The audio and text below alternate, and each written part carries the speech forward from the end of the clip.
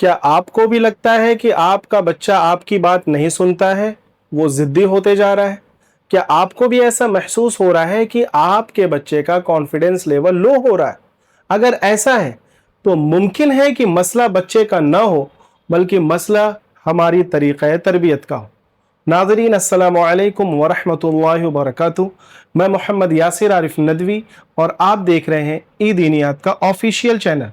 आज हम बात करेंगे कि बच्चों की सही तरबियत क्या है और वो कौन सी आम गलतियां हैं जो अक्सर वालिदैन अनजाने में कर जाते हैं और उसका बैड इम्पैक्ट हमारे बच्चों पर पड़ता है।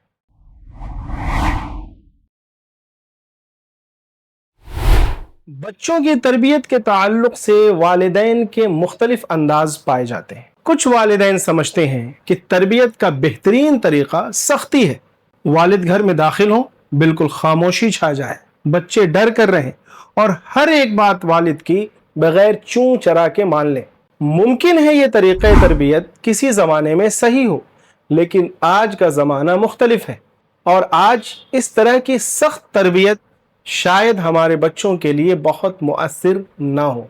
वहीं इसके बरअक्स कुछ वालिदैन ये समझते हैं कि ये न्यू जनरेशन है, व्हाट्सएप, सोशल मीडिया और मोबाइल का ज़माना है जो हम नहीं समझ सकते, लिहाजा वो अपने बच्चों को आज़ाद छोड़ देते हैं। नतीजा ये होता है कि हमारे बच्चे वालिदैन की बेशकीमती रहनुमाई से महरूम रह जाते हैं और इसके कवी इम्कानात रहते हैं कि वो गलत रास्ते पर चल पड़े। वहीं कुछ वालिदैन बच्चों की तरबियत को अच्छे स्कूल, उम्दा कपड़ों और बेहतर सहूलतों तक महदूद समझते हैं और वो ये समझते हैं कि हमने बच्चे की फीस जमा कर दी, उसको अच्छा कपड़ा, अच्छा खाना दे दिया, ज़रूरत पड़ने पर उसको दवा करा दी, बस हमारी जिम्मेदारी पूरी हो गई। हालांकि तरबियत इससे कहीं ज़्यादा बड़ी जिम्मेदारी।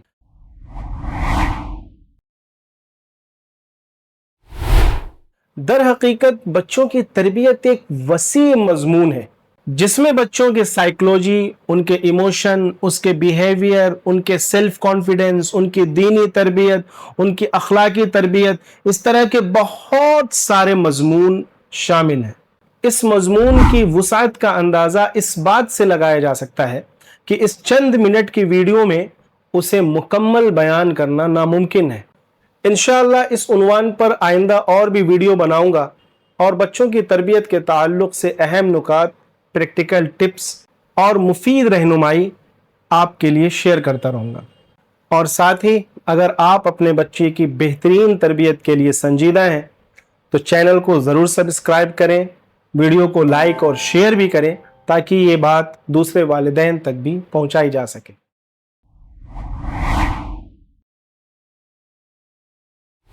औलाद अल्लाह की एक अजीम नेमत है और बहैसियत वालिदैन बच्चों की अच्छी तरबियत करना एक दीनी फरीज़ा भी है।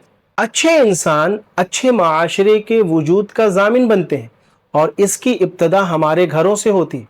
इसके लिए ज़रूरी है कि हम अपने बच्चों की साइकोलॉजी, उनके एहसासात, उनके बिहेवियर और उनके बिहेवियर को चेंज करने वाले असबाब को समझें। लेकिन अफसोस की बात यह है कि हमारे मुआशरे में तरबियत के मौजू पर संजीदगी बहुत कम पाई जाती है। अक्सर वालिदैन एक ही डंडे से सबको हाँकने का फार्मूला अपने सारे बच्चों पर अप्लाई कर देते हैं। हालांकि हर एक बच्चे की शख्सियत, उसकी पर्सनालिटी और उसकी साइकोलॉजी अलग अलग होती है।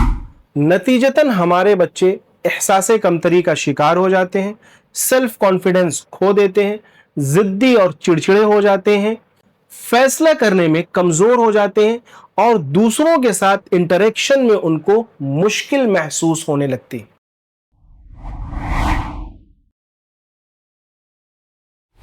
चूंकि मेरा ताल्लुक एजुकेशन फील्ड से है तो वालिदैन से अक्सर उनके बच्चों के बारे में गुफ्तगू होती रहती। बहुत से वालिदैन अपने बच्चों की बैड बिहेवियर की शिकायत करते हैं और जब मैं उनसे मज़ीद गुफ्तगू करता हूं तो मालूम यह होता है कि मसला बच्चे से ज़्यादा उनकी तरबियत के तरीक़े में है जो वालिदैन कर रहे हैं। लिहाजा मैं वालिदैन से एक बात ज़रूर कहता हूं, अगर आप अपने बच्चे के अंदर ट्रांसफॉर्मेशन लाना चाहते हैं तो सबसे पहले हमें खुद ट्रांसफॉर्म होना पड़ेगा। ایک صاحب کی میں ایک بات آپ کے ساتھ شیئر کرنا چاہتا ہوں۔ انہوں نے بتایا کہ ان کا ایک 7 سال کا بیٹا عید پر تحفے میں خرگوش لے کر کے آیا، لیکن اس کے ساتھ خرگوش کی دیکھ بھال کرنے کے عنوان پر ایک کتاب بھی ساتھ میں خرید کر لایا۔ اس بچے نے خرگوش کی ضروریات، اس کے عادات، اس کی خوراک وغیرہ کے بارے میں اس کتاب کے ذریعے سے سیکھا اور پھر اس کے مطابق اپنے خرگوش کی دیکھ بھال کی۔